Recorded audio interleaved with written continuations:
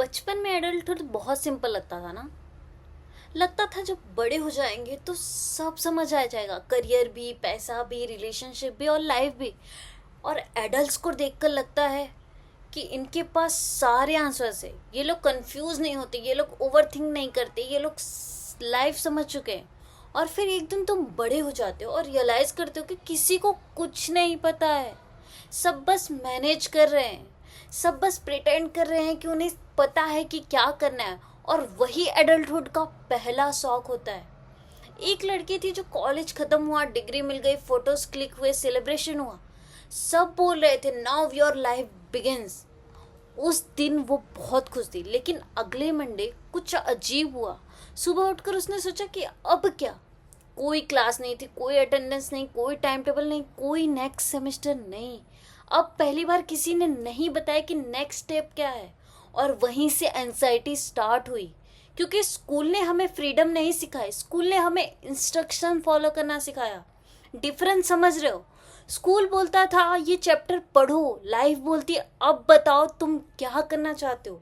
School बोलता था ये एग्जाम इम्पोर्टेंट है, लाइफ बोलती है डिसाइड करो तुम्हारे लिए क्या इम्पोर्टेंट है। और सच कहूँ, बहुत लोग इसी जगह अटक जाते हैं, क्योंकि हमें चॉइसेस लेना सिखाया ही नहीं गया, बस ऑप्शन फॉलो करना सिखाया गया। कभी सोचा है कि 15 साल स्कूल गए लेकिन किसी ने नहीं सिखाया कि हार्ट ब्रेक कैसे हैंडल करते हैं, लोनलीनेस कैसे हैंडल करते हैं, रिजेक्शन के बाद कैसे खड़े होते हैं, खुद पर डाउट आए तो क्या करते हैं, पर्पस कैसे ढूंढते हैं। और फनी बात क्या है कि एडल्ट लाइफ में सबसे ज़्यादा स्ट्रगल इन्हीं चीज़ों से होती है। ना ट्राइगोनोमेट्री से, ना केमिकल इक्वेशन से, बल्कि उन सवालों से जिनके आंसर्स कभी बुक में थे ही नहीं। एक और डेंजरस चीज़ है, स्कूल में हमें लगता था कि लाइफ माइलस्टोन का गेम है। 10th क्लियर करो, 12th क्लियर करो, कॉलेज कंप्लीट करो, जॉब लो और फिर ऑटोमेटिकली खुश हो जाओगे। लेकिन एडल्टहुड में पता चलता है कि गोल्स अचीव करना और फुलफिल फील करने में डिफरेंस होता है। बहुत लोग सक्सेसफुल होते हैं लेकिन अंदर से लॉस्ट होते हैं। बहुत लोग बिजी होते हैं लेकिन अंदर से खाली होते हैं। और फिर वो सोचते हैं ऐसा क्यों लग रहा है, क्योंकि किसी ने हमें ये नहीं सिखाया कि लाइफ अचीवमेंट्स के का नाम नहीं है, लाइफ अवेयरनेस का नाम है, रिलेशनशिप का नाम है, मेंटल पीस का नाम है, खुद को समझने का नाम है। और ये चैप्टर सिलेबस में था ही नहीं।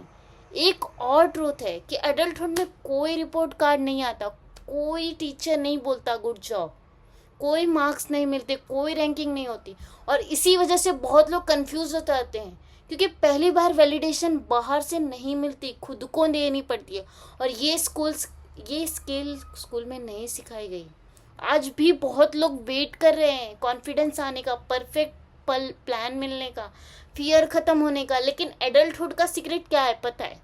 कॉन्फिडेंस एक्शन से आता है, क्लैरिटी मूवमेंट के बाद आती है और ग्रोथ मिस्टेक्स के बाद आती है, पहले नहीं बाद में। इसीलिए एडल्टहुड इतना स्कैरी लगता है, क्योंकि यहाँ गारंटी नहीं मिलती, सिर्फ पॉसिबिलिटीज़ मिलती हैं।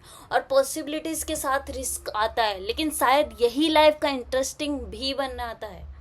आज अगर तुम कंफ्यूज हो, फ्यूचर को लेकर टेंशन में हो, ये लगता है कि सब लोग तुमसे आगे निकल गए हैं, तो शायद प्रॉब्लम तुम नहीं हो, शायद तुम बस वही फील कर रहे हो जो ऑलमोस्ट हर एडल्ट फील करता है। डिफरेंस बहुत इतना सा है कि लोग इसके बारे में बात ही नहीं करते।